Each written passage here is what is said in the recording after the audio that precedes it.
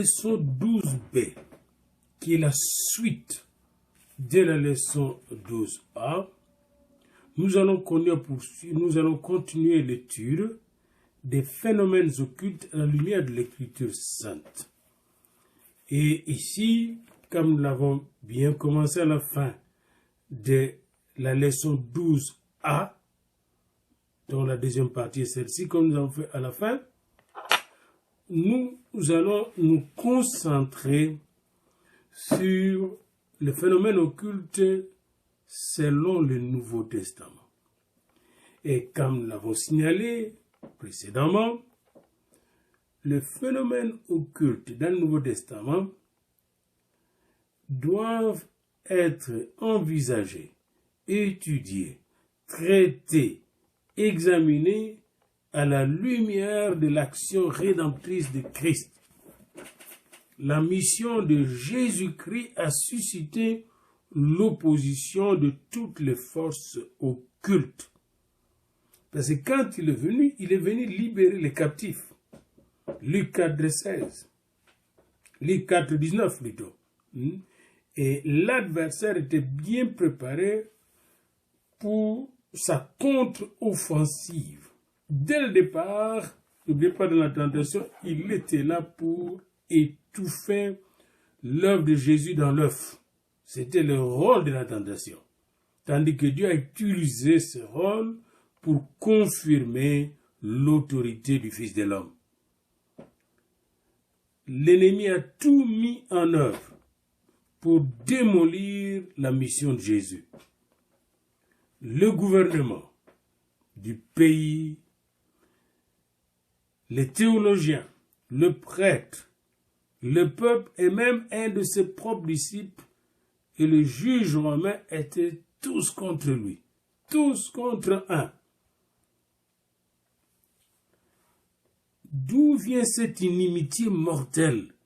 Comment comprendre la haine mortelle, la méchanceté sans mesure des prêtres représentés de Dieu contre les fils de Dieu?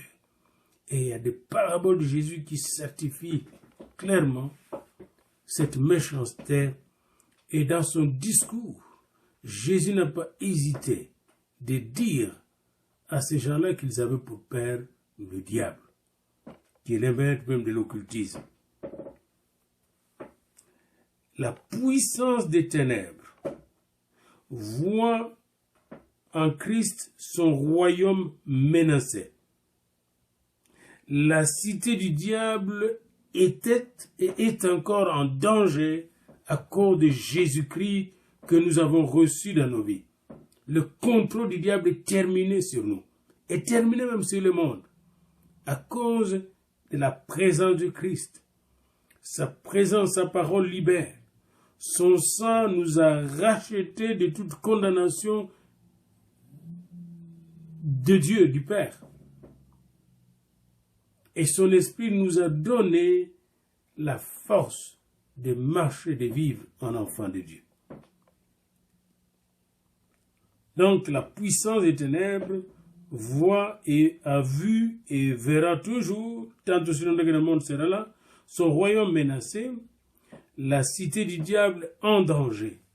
C'est pourquoi toutes ces forces étaient et sont encore aujourd'hui mobilisées à l'autorité du Fils de Dieu. Matthieu 7, 29. D'où vous vient cette autorité? À cette autorité est opposée l'autorité et la puissance des ténèbres.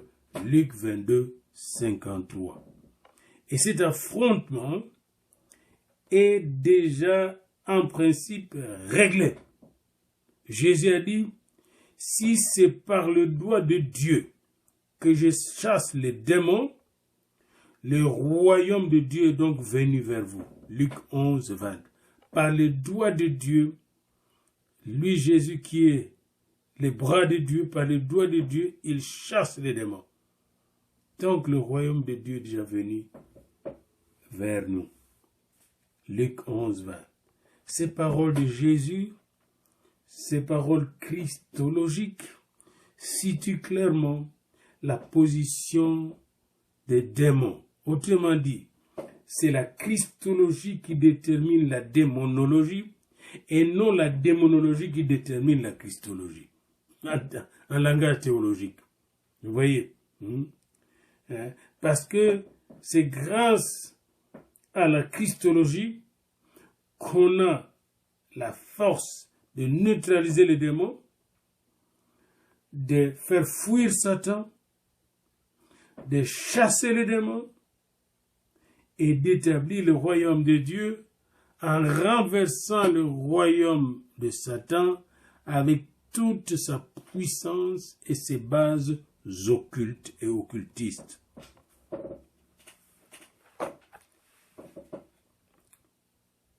La mission de Jésus s'inscrit dans le contexte de la victoire contre le royaume des ténèbres.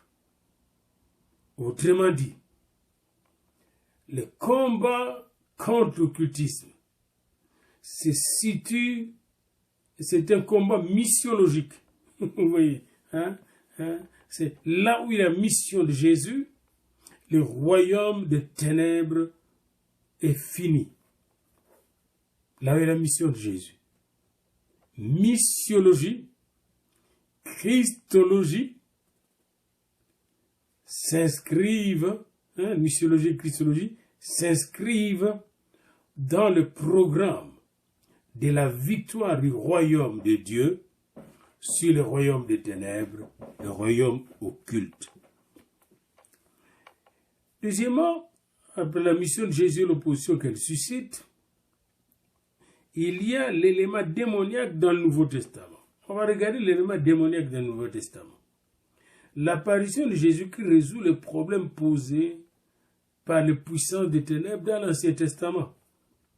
Karl Heim écrit « Le vrai sens de la mission de Christ est de remédier au désordre suscité par la révolte satanique. » Il y a un désordre que Satan a créé depuis les cieux. Apocalypse 12. Et ce désordre cosmique, qui est aussi un désordre théologique, parce que toute la théologie est brouillée aujourd'hui à cause de Satan. La satanologie a brouillé la théologie, la satanologie a brouillé la cosmologie. Tous ces désordres ne peuvent être résolus que par la sotériologie christologique. Et c'est très important ici, c'est-à-dire que le salut en Jésus-Christ vient finir le désordre créé par Satan dans sa révolte contre l'autorité de Dieu, révolte qui l'a amené à séduire une bonne armée des chérubins, des séraphins et des anges de notre Dieu le Tout-Puissant. C'est au travers de l'apparition de Christ sur la terre dans ce cosmos visible que celui qui pensait avoir été précipité sur la terre dans cette atmosphère pour y dominer a été, pour ainsi dire, coincé, neutralisé, acculé par la présence cosmique, physique même, humaine du Fils de Dieu sur cette terre. Christ est venu remédier au désordre suscité par la révolte satanique. C'est une révolte qui a eu un impact cosmique. Et sans cette rébellion, le Christ ne serait pas venu sur la terre. Il est venu pour régler le problème du diable, les grands occultes. Hem voit une confirmation de ce vues dans l'exposé de Paul dans 1 Corinthiens 15. Nous y lisons qu'il faut qu'il règne jusqu'à ce qu'il ait mis tous ses ennemis sous ses pieds. Jésus doit régner jusqu'à ce qu'il ait mis tous ses ennemis sous ses pieds. Alors, sa mission sera accomplie et il pourra remettre son mandat au Père. Mais d'abord, il doit écraser tous ses ennemis occultes. La grandeur de la royauté de Christ nous donne donc, par contraste, une idée de l'ampleur de la révolte satanique. Dans le Nouveau Testament, les puissances des ténèbres se comprennent en fonction de Christ. Et tous les problèmes des démons est abordé par rapport à Christ. Chaque fois que vous faites affaire avec des démons, même dans votre clinique pastorale, ayez vos regards fixés sur Jésus. Vous devez être christologique. Votre prière doit être christologique. Votre méditation doit être christologique. Votre regard christocentrique. Jamais regarder des démons en dehors de Christ. C'est Christ qui les regarde à travers vous parce que ce n'est plus vous qui vivez. Vous êtes mort avec Christ, crucifié avec Christ. Si vous vivez, ce n'est plus vous qui vivez, mais c'est Christ qui vit en vous. Et même maintenant, pendant que je donne ce cours, je le fais en Christ, par Christ, pour Christ, dans Christ. C'est un cours de christologie, finalement. C'est un acte christologique que délivraient les occultistes. C'est un acte christologique et christocentrique. À la gloire de Christ, dans la gloire de Christ et la puissance de son nom. Donc dans le Nouveau Testament, les puissants des ténèbres se comprennent en fonction de Christ. Et tous les problèmes des démons est abordé par rapport à sa personne qui nous donne la lumière fulgurante qui aveugle les démons. Nous arrivons donc à des conclusions semblables à celles de l'Ancien Testament. Karl Barth est encore plus formel à cet égard. Il écrit dans sa dogmatique: d'où savons-nous que les néants, das Nichtige,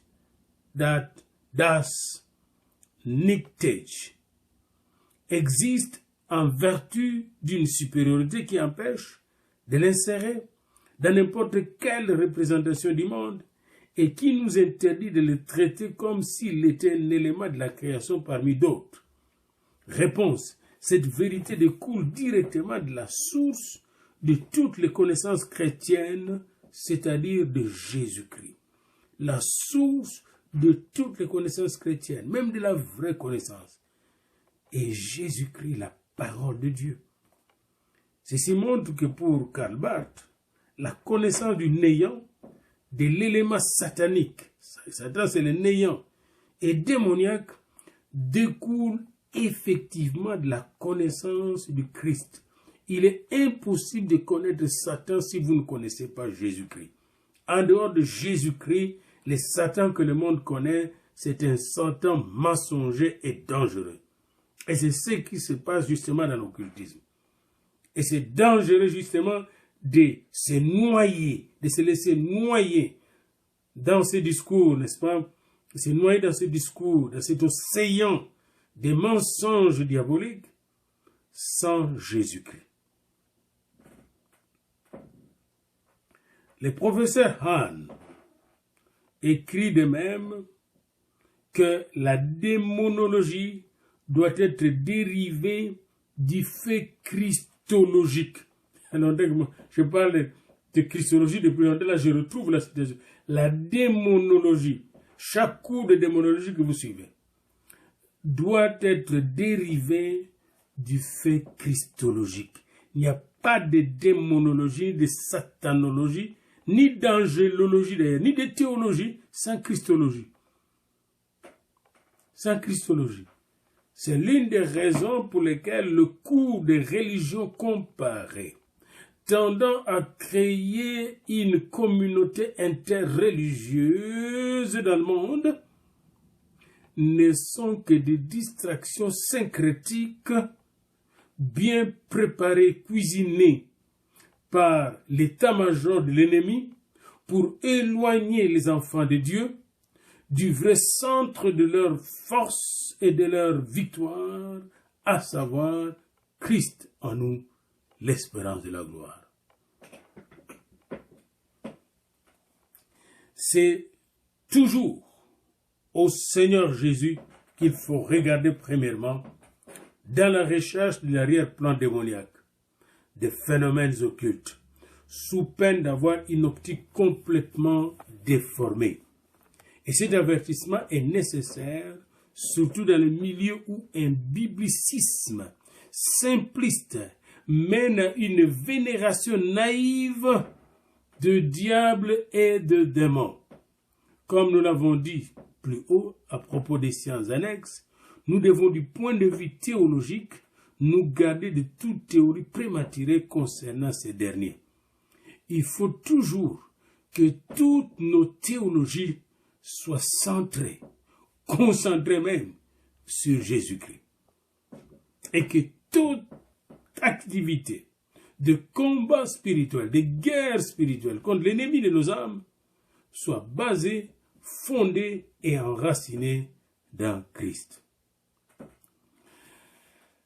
Un troisième point, après la mission de Jésus et l'opposition que suscite sa mission et l'élément démoniaque d'un Nouveau Testament que nous venons de voir, c'est l'ambiguïté de miracle. Et l'auteur pense qu'il y a l'ambiguïté de miracle. L'Ancien Testament est déjà pénétré de la conviction que les signes, et voici les signes qui accompagneront ceux qui auront cru.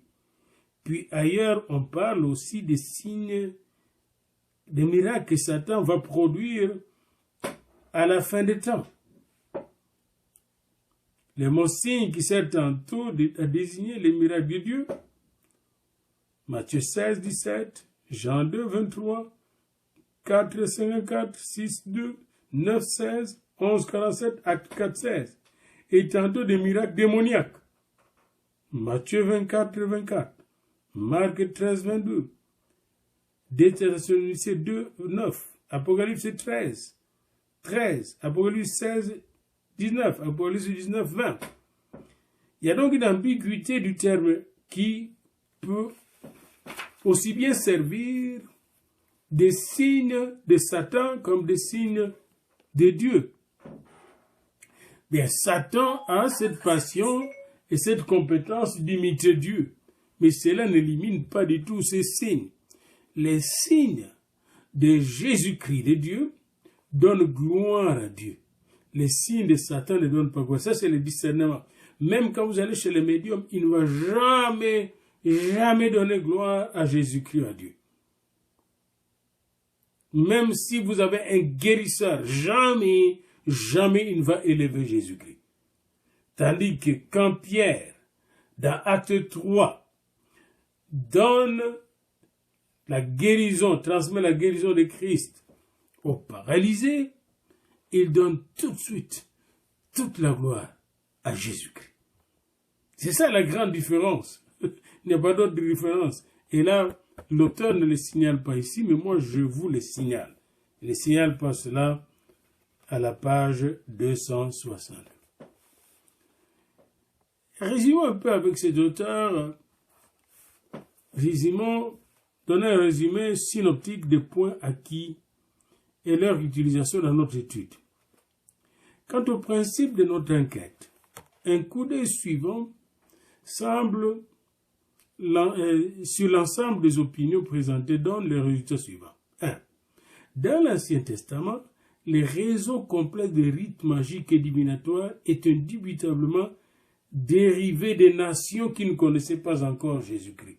Et nous voyons ça, qui ne connaissaient pas encore l'Éternel. Et nous voyons même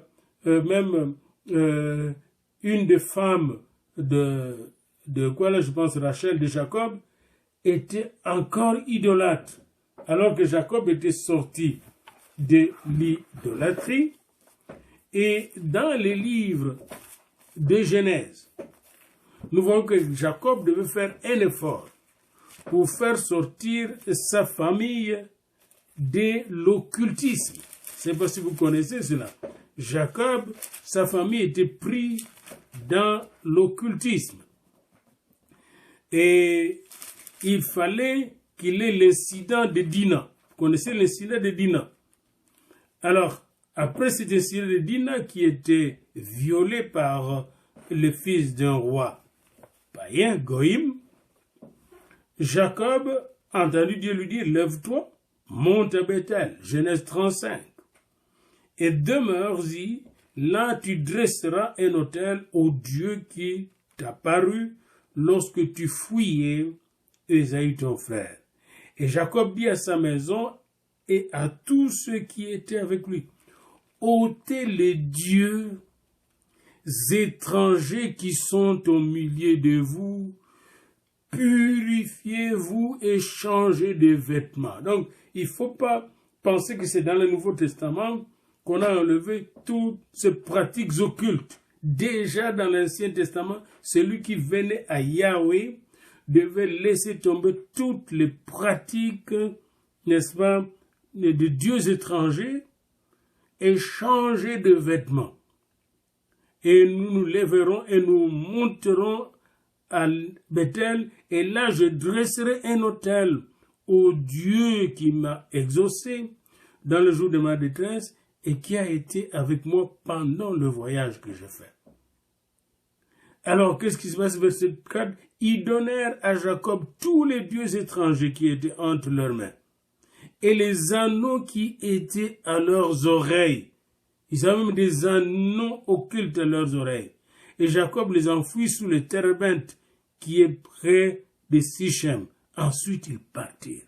Ils s'étaient débarrassés de toute forme de choses occultes.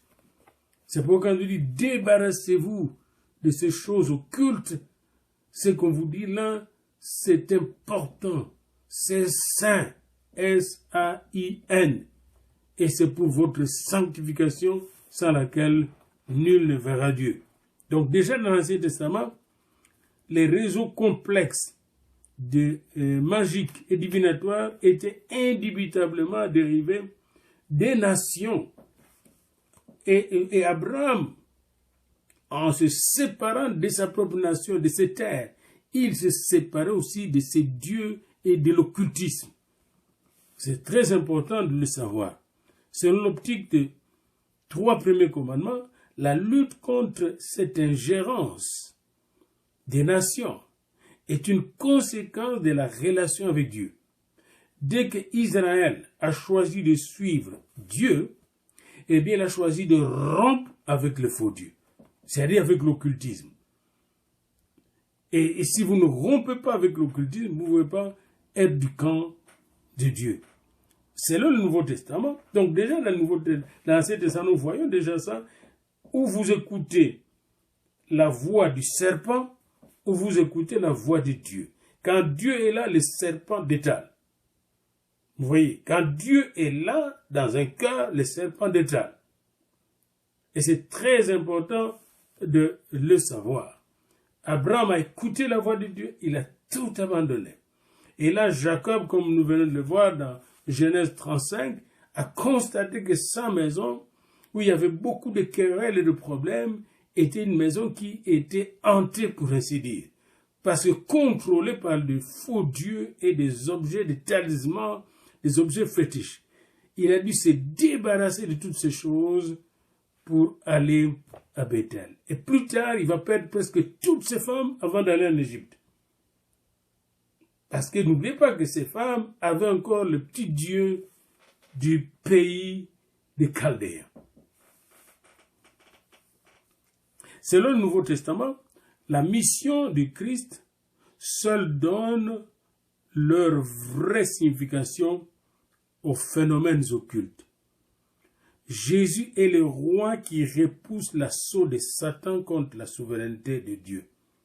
La lutte entre la cité de Dieu et la cité du diable se dévoile à travers l'existence de Jésus-Christ, jusqu'à la croix.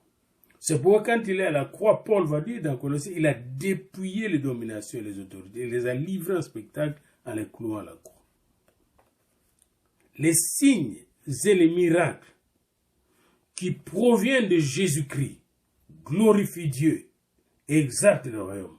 Tandis que les signes et les miracles qui viennent de Satan glorifient Satan. Nous devons donc avoir le discernement à travers ces signes. Nous allons parcourir un peu le Nouveau Testament, vous allez voir. Quand il y a un message qui vient de Dieu, Luc 1, 26, nous avons ça aussi dans Matthieu 1, il y a un message qui vient de Dieu. Ces messages directement s'opposent au spiritisme. Hérode, qui voulait manipuler les mages, qui avaient reçu son message, leur message de Dieu directement avec l'étoile mystérieuse de Dieu, du roi des rois. Hérode, qui était occultiste, directement s'est opposé à ce message. Mais Dieu lui a joué des tours.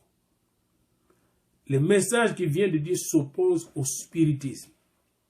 Le message de la mort au message de la mort. Les prophéties de l'Ancien et du Nouveau Testament s'opposent à la voyance, Luc 1, 76, et au pronostic. Ce ne sont pas des pronostics statistiques ou quoi, ce ne sont pas des divinations. Les discernements des esprits, 1 Jean 4, 1, s'opposent aux facultés médiumniques. Les facultés médiumniques, les médiums qui vont chercher le passé, le présent et l'avenir des gens, et bien on leur oppose les discernements des esprits pour voir si ces esprits sont de Dieu. Ça, c'est du point de vue des perceptions extrasensorielles. Dieu s'oppose à toutes les perceptions sensorielles par son message qui vient tout droit de lui. Les messages de Dieu sont des connaissances révélées qui se transforment en prophéties en nous, mais ces prophéties sont vraies parce qu'elles s'accomplissent. Les influences extrasensorielles de la magie, eh bien, s'opposent à la prière de la foi. C'est pourquoi nous voyons des gens qui sont chrétiens, mais qui vont aller dans une chose magique. Première chose qu'ils subissent, c'est qu'ils cessent de prier. Ils sont étouffés dans leur vie de prière. La prière de la foi, Jean 5, 15. La foi qui déplace les montagnes. Mais quelles montagnes? Pas seulement les montagnes physiques, mais c'est des montagnes de l'occultisme. La foi qui déplace les montagnes de l'incrédulité. La guérison par la foi, Matthieu 16, 17, s'oppose à la conjuration. L'effusion du Saint-Esprit, acte 2, s'oppose à la psychokinésie. La consécration totale à Christ, Luc 5, 28, s'oppose au pacte de sang. Nous avons fait notre alliance de sang avec Jésus, nous n'avons plus besoin de faire de pacte de sang. La certitude de la protection divine, Matthieu 28, 20, s'oppose à la superstition dans la Bible. Donc voilà donc ce qui est des influences extrasensorielles. Pourquoi je n'ai pas besoin d'être sous influence extrasensorielle? Parce que j'ai la prière de la foi, j'ai la guérison de la foi, j'ai la fusion du Saint-Esprit, j'ai la consécration à Christ et la certitude que Dieu veille sur moi, me protège. Matthieu 28, verset 20. Je suis avec vous jusqu'à la fin. Avons-nous besoin des apparitions extrasensorielles? Non. Parce que dès l'Ancien Testament, Dieu apparaissait lui-même à Adam, à Ève. Dieu a parlé lui-même à Noé. Les anges de Dieu ont visité régulièrement Abraham. Donc, je n'ai pas besoin d'apparition extrasensorielle parce que moi, j'ai les visites de Dieu. Jésus-Christ, ce n'est pas pour rien qu'après sa mort et sa résurrection, il est resté 40 jours encore dans notre atmosphère visitant ses disciples. Pas besoin d'apparition extrasensorielle, de matérialisation des choses du monde invisible. C'est Jésus lui-même qui est revenu et qui a mangé avec les autres. Pas un fantôme. Il dit, je ne suis pas un fantôme. Les anges ont mangé avec des hommes et peuvent encore manger aujourd'hui avec des hommes. Donc, pas besoin de les invoquer pour venir ici. C'est Dieu qui rend ces expériences possibles. Donc déjà dans le Nouveau Testament, on voit depuis Matthieu au début, l'ange qui vient en songe à Joseph. Joseph n'a pas besoin d'apparition extrasensorielle. Dieu a réglé le problème de Joseph avec Marie par l'ange. L'ange est venu lui-même apparaître dans Luc 1, à Zacharie, à Marie. On voit l'ange. L'ange était avec Jésus après la tentation pour le nourrir. L'ange était avec Jésus, même pendant qu'il priait. L'ange de l'Éternel campe autour de ceux qui le craignent et les arrachent. Donc voilà pourquoi nous avons besoin de perceptions extrasensorielles, parce que nous avons une perception beaucoup plus élevée. Et c'est l'une des raisons pour lesquelles vous, quand vous êtes là en train de faire la cure d'âme, n'oubliez pas, il y a une armée d'anges qui vous entoure. Vous devez être convaincu de votre angélologie, la science des anges. Avec Christ viennent les anges, les chérubins, les séraphins. J'aimerais avoir tout un cours des êtres spirituels qui va parler de Dieu, Jésus-Christ, le Saint-Esprit, puis la chérubénologie, le cours de chérubin, chérubénologie, je l'appelle, la séraphinologie, puis l'archéangélologie et l'angélologie. Et d'autres créatures comme les saints parvenus à la perfection. Alors, lorsque vous priez, je vous démontrer quelque chose et qui montre que vous n'avez pas besoin d'apparition. Venez avec moi dans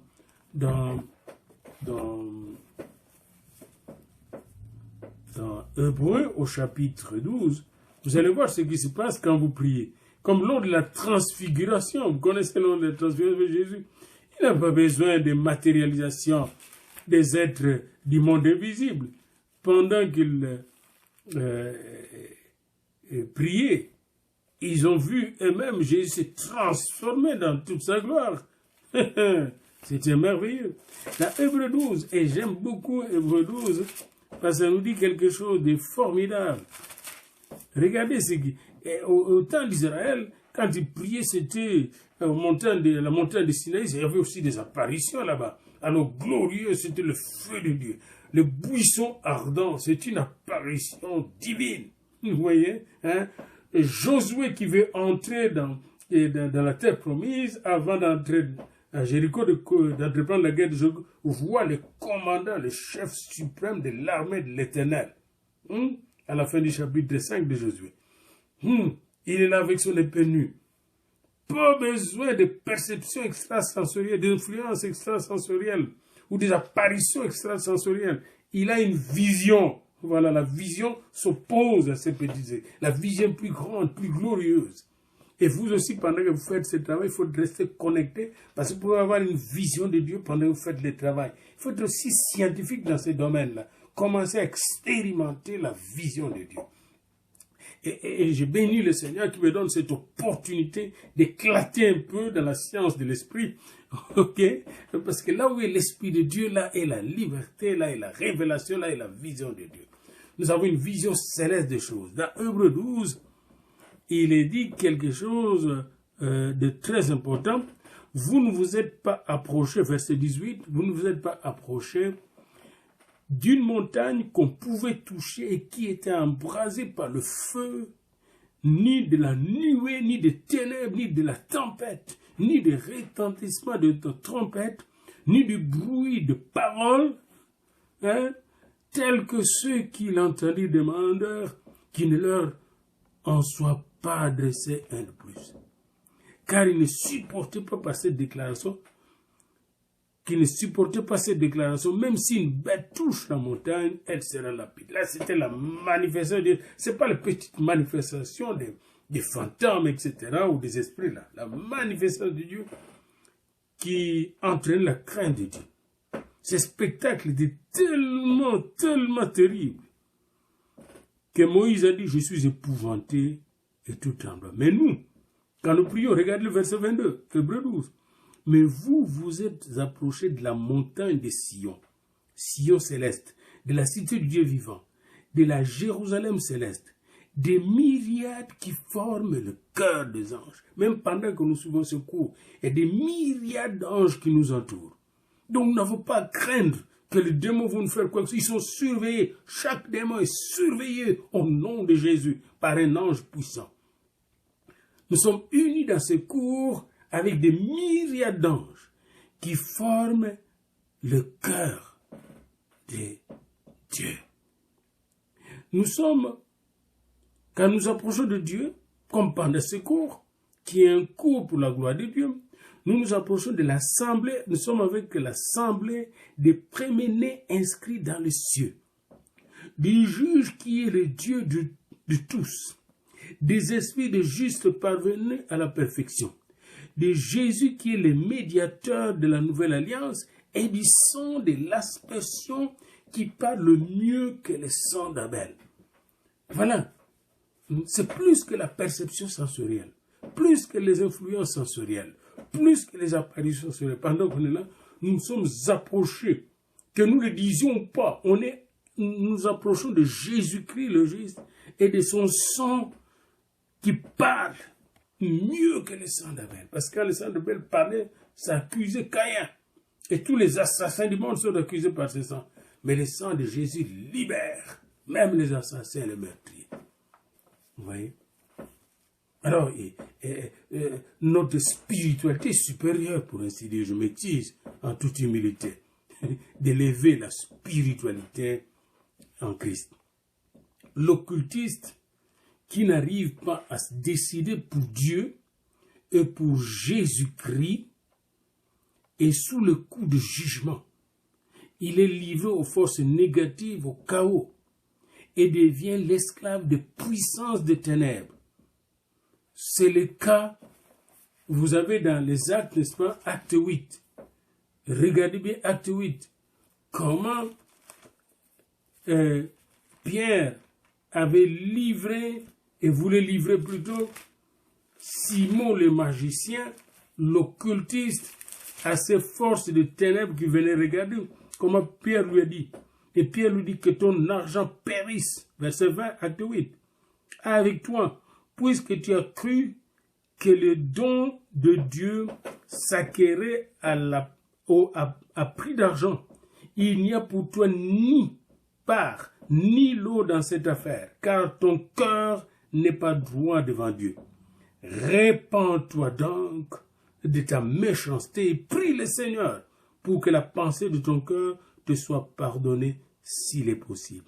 Car je vois que tu es dans un fiel amer et dans les liens de l'iniquité. Et Simon, le magicien, répondit, priez vous-même le Seigneur pour moi, afin qu'il ne m'arrive rien de ce que vous avez dit. Et je pense que Pierre a prié pour lui. Et c'est très important. Il y a encore un autre exemple de l'Église et de Paul. Dans Acte 13, Paul essayait d'évangéliser un certain noble lors de sa première mission. C'est Acte 13, nous pouvons le lire à partir du verset 14, lisons-les. C'est toujours bien de lire, et ce sont des livres, de récits qui nous donnent la scientificité de notre victoire spirituelle. Barnabas et Saul, envoyés par le Saint-Esprit, soulignent envoyés par le Saint-Esprit. Quand vous faites la cure d'âme, la thérapie pastorale, vous êtes envoyés par le Saint-Esprit, commissionnés par le Saint-Esprit, mandatés par le Saint-Esprit. Et le travail que vous faites, n'est-ce pas, est téléguidé par le Saint-Esprit. Et vous devez être en interaction permanente avec le Saint-Esprit. Pas un pas sans le Saint-Esprit en cure d'âme. Alors, Barnabas et Saul, envoyés par le Saint-Esprit, descendirent à celui-ci, et de là ils s'embarquèrent pour l'île de Chypre. Arrivés à Salamine, ils annoncèrent la parole de Dieu. Dans la synagogue de Juifs, ils avaient Jean pour aide. Ayant ensuite traversé toute l'île, jusqu'à Paphos, ils trouvèrent un certain magicien occulte, faux prophète juif, nommé Bar Jésus, qui était avec le proconsul Sergius Paulus, homme intelligent. Ce dernier fit appeler Barnabas et Saul et manifestant le désir d'entendre la parole de Dieu. Voyez-vous, c'est un homme élevé qui était là, Sergius Paulus. Il y avait un magicien à côté de lui qui l'empêchait. Mais Élymas le magicien, car c'est ça son nom signifie Élymas le magicien, leur faisait opposition. La magie, l'occultisme s'oppose à l'évangile, cherchant à détourner de la foi le proconsul. Alors, Saul, appelé aussi Paul, rempli du Saint-Esprit, ne faites rien savoir. Il faut prier avant d'aller faire la cure d'âme pour que vous soyez loin du Saint-Esprit. Et chaque minute, Dieu va vous donner l'Esprit. La Paul était déjà battu du Saint-Esprit, mais on le remplit encore. Il faut être rempli, même pendant que je vous donne maintenant, je peux réaliser jusqu'à quel point, dans ce cours, dans cette leçon, je suis encore plus rempli et loin. Il y a quelque chose de fort qui vous est transmis maintenant, que vous devez recevoir. De fort qui vient du Seigneur maintenant, qui va vous ouvrir les yeux pendant que vous faites ce travail et qui vous permettra d'exercer l'autorité divine au nom de Jésus pour délivrer les captifs et former d'autres personnes qui vont délivrer les captifs. Paul, rempli du Saint-Esprit, fixa les regards sur lui et dit, homme plein de toute espèce de ruse et de fraude, fils du diable, ennemi de toute justice, ne cesseras-tu point de pervertir les voies droites du Seigneur. Maintenant voici, la main du Seigneur est sur toi, tu seras aveugle, et pour un temps, tu ne verras pas le soleil. Aussitôt l'obscurité et les ténèbres tombèrent sur lui, et il cherchait en tâtonnant des personnes pour le guider. Alors le proconsul, voyant ce qui était arrivé, crut, étant frappé de la doctrine du Seigneur. Voyez-vous comment les forces occultes renversées laissent la voie à l'évangile de Jésus-Christ, au salut qui vient de Jésus-Christ. Et la personne est sauvée. Je vois encore les anges à Sodome et à Gomorrhe, comment ils ont, n'est-ce pas, aveuglé ceux qui voulaient leur faire du mal à l'autre. Et ils ne pouvaient plus voir la porte d'entrée. C'est la même chose.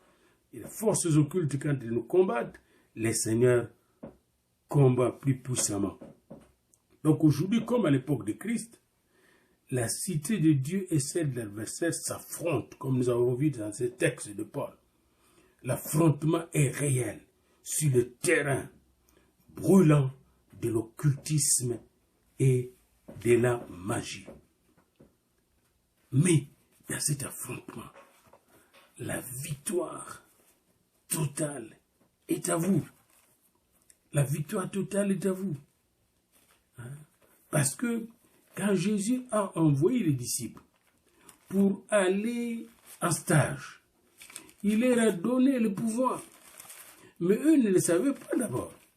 Quand vous regardez dans Luc 10, lorsqu'il est parti, il les a commandés, il a dit, et après cela, Jésus désigna encore 70 disciples, il les envoyait 2 à 2 devant lui dans toutes les villes et dans tous les lieux où il devait aller.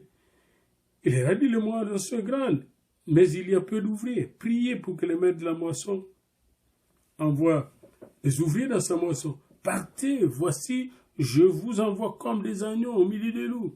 Et il leur a donné ces instructions. Mais au retour, quand les 70 revinrent, verset 17, ils vinrent avec joie. Et ils disent, les démons même nous sont soumis entre nous. Donc, quand ils ont dit, ils étaient surpris de voir. Les démons même, ces gens-là n'étaient pas encore baptisés du Saint-Esprit, mais les démons même nous sont soumis, parce que le nom de Jésus est puissant, le nom de Jésus. Les démons même nous sont soumis entre nous. Et Jésus leur dit, je voyais Satan tomber du ciel comme un éclair. Pourquoi Satan tombe du ciel? Parce que toutes les puissances occultes démoniaques, les dominations, les autorités, les princes de ce monde de ténèbres, les esprits méchants dans le lieu céleste, toute la démonocratie, si vous voulez, la satanocratie, était tombée. Et comme ils étaient tombés, ils n'avaient plus d'appui. La même chose, quand ils tombent même dans votre vie, il n'y a plus d'appui. Alors ils tombent du ciel comme un éclair. Il n'y a plus de siège, n'est-ce pas, dans l'espace interstellaire. Ils tombent. Mais encore, regardez, je vis Satan tomber du ciel comme un éclair. Voici, je vous ai donné le pouvoir, verset 19, Luc 10, je vous ai donné le pouvoir de marcher sur les serpents et les scorpions et sur toute la puissance de l'ennemi, et rien ne pourra vous nuire. Cependant, ne vous réjouissez pas parce que les esprits vous sont soumis, c'est normal, mais réjouissez-vous pour ce qui est extraordinaire et surnaturel. Réjouissez-vous de ce que vos noms sont écrits dans les cieux. Puisque nos noms sont écrits dans les cieux, nous avons l'autorité. Vous voyez? Nous avons l'autorité. Et c'est sur ces mots de l'autorité que notre cours tire à sa fin. Notre survol, et je ne suis pas dans le détail, n'oubliez pas, c'est une introduction quand même, mais notre survol de l'Ancien et du Nouveau Testament autour du phénomène occulte par rapport à la puissance de Dieu nous a permis de déboucher sur une conclusion. C'est que Dieu est puissant, tellement puissant, qu'en Jésus-Christ, il nous a donné la puissance de vaincre n'importe quelle puissance occulte. Que cette puissance vienne par la perception extrasensorielle, qu'elle vienne par les influences extrasensorielles, ou qu'elle vienne par des apparitions extrasensorielles, on s'en fiche de leur nature ou de leur forme. Parce que celui qui est en nous est plus puissant que celui qui est dans le monde. Les phénomènes occultes, et voici la conclusion de Dr. Cook, les phénomènes occultes présentés dans l'Ancien Testament sont issus des magies humaines, la magie humaine, je dis païenne, mais la magie des nations. On le retrouve dans toutes les nations. Même aujourd'hui, chez les Juifs, vous avez la Kabbale, des cercles kabbalistiques qui sont encore liés à beaucoup de cercles ésotériques. L'ésotérisme est partout. De la même manière qu'on le trouve dans l'Ancien Testament. Dans le Nouveau Testament, il faut le comprendre comme des manifestations de l'opposition au royaume de Dieu. Comme le voyez dans Acte 13, clairement encore dans le cas de Sergius Paulus qui devait être évangélisé, et comment il s'est opposé. Puis, nous pouvons encore aller plus loin dans le livre des Actes. Et vous allez voir que c'est tellement clair que le phénomène occulte s'oppose radicalement à tout ce qui est de Dieu. Vous voyez? Et c'est très important de le savoir que les gens sataniques s'opposent à tout ce qui est de Dieu. Regardez au chapitre 19, verset 23 des Actes. Il survint à cette époque un grand trouble au sujet de la voix du Seigneur. Notez bien ça. Un grand trouble au sujet de la voix du Seigneur, du chemin du Seigneur. Quel fut ce grand trouble? Écoutez ça bien. Acte 19, verset 23, puis 24. Un homme Démétrius, orfèvre, fabriquait des temples de Diane en argent. C'est des temples occultes en argent. Et procurait à ses ouvriers un gain considérable. Les ouvriers de ces temples, donc tous étaient possédés. Et il les rassembla avec ceux du même métier, dit: ô homme, vous savez que notre bien-être dépend de cette industrie occulte. C'est moi qui dis occulte. Et vous voyez et entendez que non seulement à Éphèse, mais dans presque toute l'Asie, c'est Paul a persuadé et détourné une foule de gens en disant que les dieux faits de Médom ne sont pas des dieux. Les dangers qui en résultent, ce n'est pas seulement que notre industrie ne tombe en discrédit, c'est encore que les temples de la grande déesse Diane ne soient tenus pour rien, et même que la majesté de celle qui est révérée dans toute l'Asie. Diane, c'est la forteresse, la déesse occulte de toute l'Asie, et dans le monde entier en ce moment-là, ne soit réduite à néant.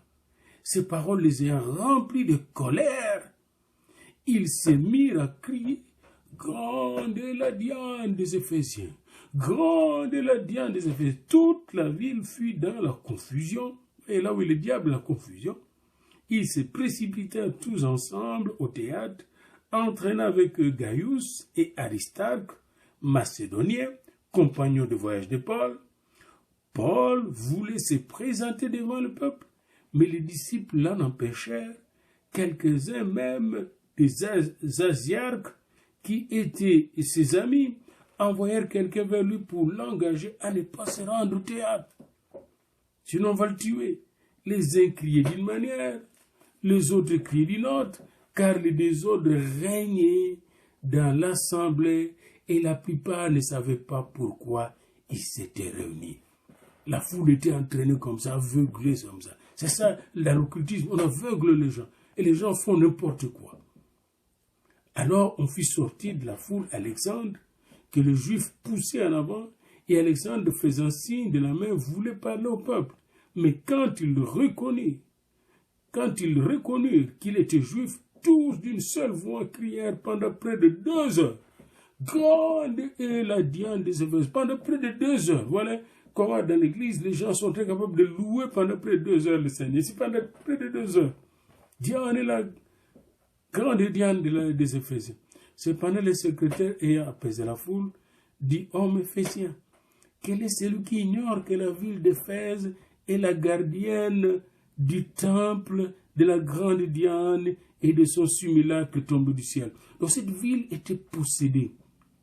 Cette ville était plongée dans l'occultisme, enracinée dans l'occultisme, dominée par les forces occultes, hantée par les forces diaboliques. Et cela étant incontestable, vous devez vous calmer et ne rien faire avec la persévérance. Le secrétaire ici atteste une chose très importante. La ville ici est dominée par Diane et son simulacre tombé du ciel. Car vous avez emmené ces hommes qui ne sont coupables ni de sacrilège ni de blasphème envers notre déesse. Notre déesse. L'État, les représentants de notre déesse. Donc, même l'État était dans l'occultisme. Si donc Démétrius et ses ouvriers ont à se plaindre de quelqu'un, il y a des jours d'audience et des proconsuls qu'ils s'appellent en justice les uns les autres. Et si vous avez envie d'autres objets, ils se régleront dans une assemblée légale. Nous risquons en effet d'être accusés de sédition pour ce qui s'est passé aujourd'hui, puisqu'il n'existe aucun motif qui nous permet de justifier ce détournement. Après sa parole, il congédia l'assemblée. Et Paul partit de là dans la suite. Voyez-vous, des villes entières comme Éphèse étaient dominées, pas seulement des individus. Donc l'occultisme dans le monde est très très en vogue depuis la nuit des temps. Même Nimrod était plongé, l'Égypte était plongée, Babylone était plongée, la Perse était plongée, la Grèce des temps de Socrate. Même Socrate, vous avez une des raisons, on l'a tué parce qu'il n'acceptait pas le dieu de la cité. C'est des occultistes qui l'ont tué. Jésus, c'était des occultistes réunis ensemble. Tous, les prêtres juifs et les romains, avaient une religion commune, l'occultisme. L'occultisme, c'est le monde des ténèbres de Satan. C'est le dernier rempart de Satan qui sera manifeste avec l'Antichrist au temps de la fin. D'où l'importance pour vous, en tant que pasteur, d'avoir une connaissance exacte de la nature de l'occultisme. Là où vous avez des médiums, là où vous avez des cartomanciens, là où vous avez des chiromanciens, là où vous voyez l'horoscope dans le journal, vous devez vous mettre à prier, monter un petit groupe d'intercession, d'abord pas un grand groupe parce que vous risquez d'avoir des espions. Un groupe d'abord de 3 comme Jésus avait. Dans ce groupe, il ne mettait pas Judas dans le groupe de 3. D'intercession pour prendre autorité du territoire dans lequel le Seigneur vous a posté. Pour que quand le Jean maintenant se présente avec des problèmes occultes, il soit si facilement et bien soigné au nom de Jésus-Christ, par la puissance du nom de Jésus. Et grâce au sang de l'agneau, vous serez en mesure de laver, de purifier la conscience de ces gens-là, afin qu'ils naissent de nouveau, ils soient revêtus du Saint-Esprit et puissent marcher de victoire en victoire pour entrer un jour dans le royaume éternel. Fin de la leçon 12, qui était consacrée sur l'occultisme à la lumière de la Bible. Et la deuxième partie, la partie B, était surtout consacrée à l'occultisme dans le Nouveau Testament. Alors ici, je vais vous faire un exercice. Regardez dans les évangiles les cas des gens qui étaient pris par l'occultisme. Comment Jésus les a libérés. Donnez au moins 3 cas de gens qui étaient sous une influence extrasensorielle. Qui étaient sous influence extrasensorielle, qui ne pratiquaient pas l'occultisme, mais qui avaient subi des effets occultes et que Jésus a libérés. 3 cas dans les évangiles. Deuxième question, maintenant. Allez dans le livre des Actes, dans Acte 8, puis identifiez quelle nature d'occultisme pratiquait Simon le magicien. C'est quelle nature d'occultisme? Puis dans Acte 13, quelle nature d'occultisme pratiquait Élymas? Quelle nature d'occultisme? Puis quand vous allez maintenant dans Acte 13, identifiez la nature d'occultisme pratiquée à Éphèse. Et à la fin, est-ce que vous avez compris qu'il y a une confrontation entre le royaume de Dieu et les royaumes des ténèbres à travers l'occultisme? Si oui, donnez maintenant une illustration. Dans la ville où vous êtes, où se trouve votre église, identifiez les puissances occultes qui s'opposent au royaume de Dieu, à l'évangile de Jésus-Christ. Puis à la fin, j'aimerais que vous puissiez donner une citation que Jésus a donnée, une citation de Jésus plutôt, une citation de Jésus concernant l'Église face à l'occultisme. Qu'est-ce que Jésus a dit face aux forces occultes? Donnez la garantie que Jésus a donnée à l'Église face aux forces occultes. Citez ces versets bibliques et envoyez-moi vos réponses. Que Dieu vous bénisse. C'est la fin de notre leçon 12. Il nous reste peut-être encore 2 autres leçons. La leçon 13 et 14. Et nous allons finir notre cours de thérapie pastorale et occultisme, fondé en grande partie, basé en grande partie sur ces livres d'occultisme et cure d'âme